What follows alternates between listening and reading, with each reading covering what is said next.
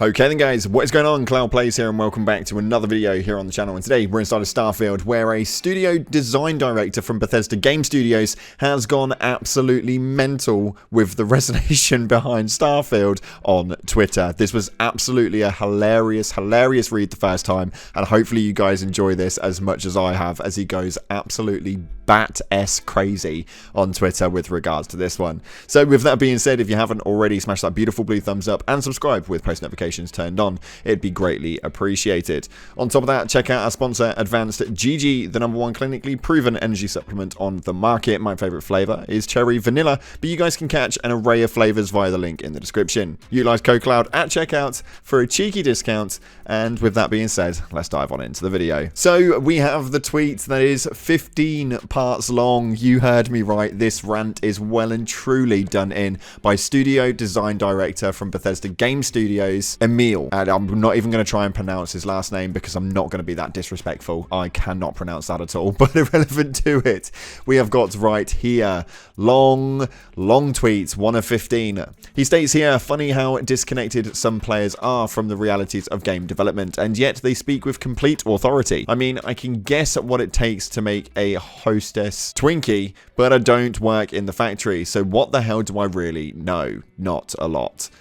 Okay, issuing this first part straight off the bat, making a Twinkie is a little bit different to developing a game. A Twinkie will cost maybe a couple of dollars. I don't know the exact pricing in America, but from us in the UK, it cost me a couple of quid maybe to get a nice old Twinkie. But if I didn't like it, I didn't like it, and they're all the bloody same. If you buy one Twinkie and buy another Twinkie, they're all going to taste the same. With game development, it works completely different. I can spend 70, 80, 90, even 100 Great British pounds on a game that I end up not enjoying, and I can't even return it. To be fair, if I buy a packet of Twinkies, I can probably return those packet of Twinkies a lot easier. So, we're going to move on with that one. That is already null and voided, Mr. Emil. Second up, he states right here, part of me really gets it. When you're a consumer and spend money on things, that gives you the right to complain about those things. I spend a lot of money on games every year, and sometimes it takes a lot for me not to scream into the internet's collective consciousness. I don't complain about games on social media for two main reasons. One, I know how hard it is to make games, and have too much respect for my fellow devs, and two, I work for a game studio and it would be uncool and unprofessional for me to do so, but sometimes I want to. Oh boy. You're right, yep, that's exactly it, and this tweet itself is definitely not unprofessional in any regards to the matter. May I add, we are only on part 3 of 15. This one gets really hazy. Part 4 states, most people don't have these constraints and are free to post whatever they want. The internet is a glorious wild west, and I wouldn't have it any other way. And there was a time when I exercised that right very freely. When I was writing game reviews for the Adrenaline Vault forever ago, I was absolutely that person who would say whatever I wanted about a game, good or bad. Sometimes the good was over enthusiastically too good, and sometimes the bad was me being a sarcastic asshat. But throughout the time, I actually had no inkling what game development was actually like, how hard the designers, programmers, artists, producers, and everyone else worked, the struggle to bring a vision to life with consistently shifting resources, the stress. Now, for me, this is where it gets a little bit temperamental, okay, because I fully understand that the job role as a game developer inside of a development team designing a game can be stressful, can be difficult. The struggle may be really hard if you are in the programming team or an artist team or a producing team or whatever, and however it works.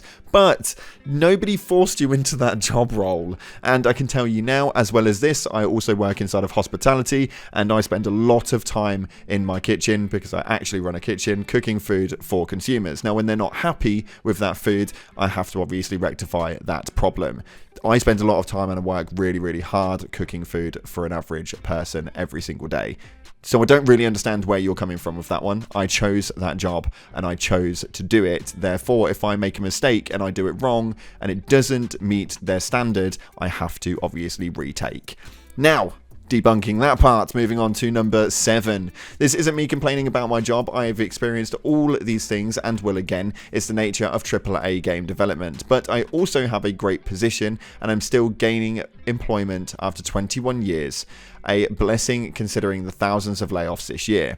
I'm not trying to change anyone's mind because the internet, but given my position, I cannot share the truth, and the truth is nobody set out to make a bad game, and most game devs are incredibly talented, even if the game they released isn't up to par.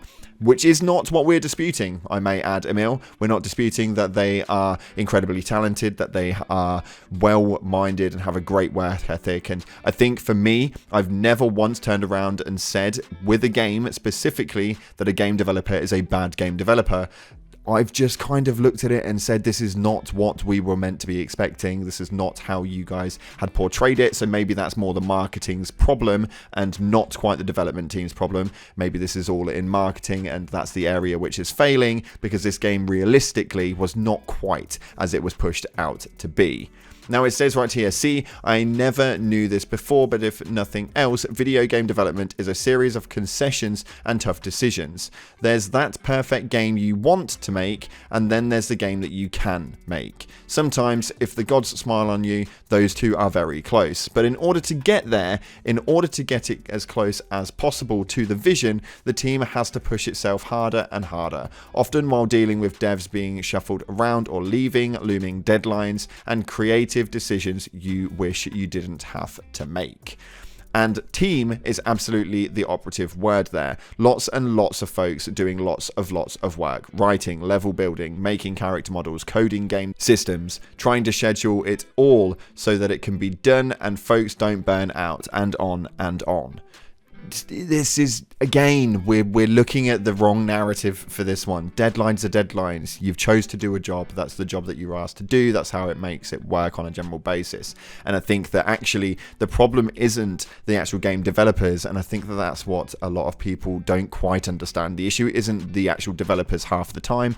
A lot of the time the publishers have a little bit of an unrealistic timescale on how long it takes to develop these games and how long they're actually allowing these development teams to actually make what it is that they're expected to make, versus the marketing companion that they actually push out to the general public. But he goes on to state right here, so sure, you can dislike parts of a game, you can hate on a game entirely, but don't fool yourself into thinking you know why it is the way it is, unless it's somehow documented or verified, or how it got to be that way, good or bad. Chances are, unless you've made a game yourself, you don't know who made certain decisions, who did specific work, how many people were actually available to do that work, any time challenges faced, or how often you had to overcome technologies itself. This is a huge one.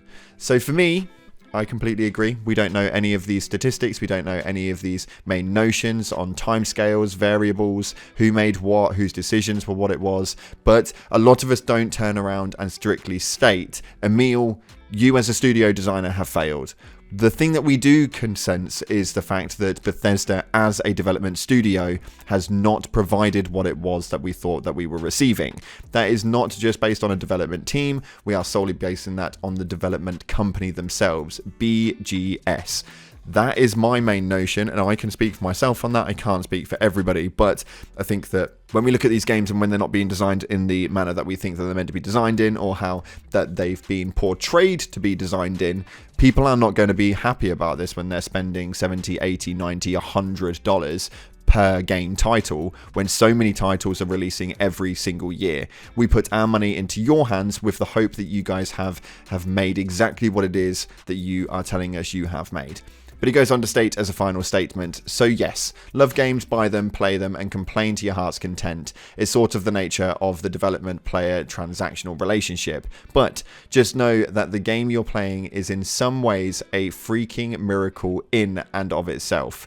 Normal people have come together to work for years for one goal, to bring you fun and happiness. So it helps to remember that and them. And I completely agree with that final statement, and I think that he's right, but I think that it is extremely reasonable to think that general people and the general public who are on normal salaries, normal wages, that are earning normal money, that are putting their $100 into your hands instead of somebody else's, would be annoyed when it's just not what it is that they thought they were going to receive. You need to understand when we start talking about Starfield as a collective, the game itself was probably the most anticipated game of the last couple of years, other than the game that shall not be named. Yes, definitely the day before. Feel free to check out the channel. We've had an absolute demolishing spree on that one. But irrelevant to it, Starfield was a highly anticipated game, and people had so much high hopes for it that actually it wasn't what it was meant to be, and it wasn't what it was portrayed to be, and it wasn't a Bethesda game through and through. Didn't feel like it, and I think a lot of people agree. That for me is where it stands, and I think that that's the honest opinion. Don't think you really need to put this thread up, because I actually think it made you look a little bit more like a douchebag than anything else. That's my personal opinion. If you guys have got this far into the video though, please leave a little blue heart down in the comment section. It'd be greatly appreciated.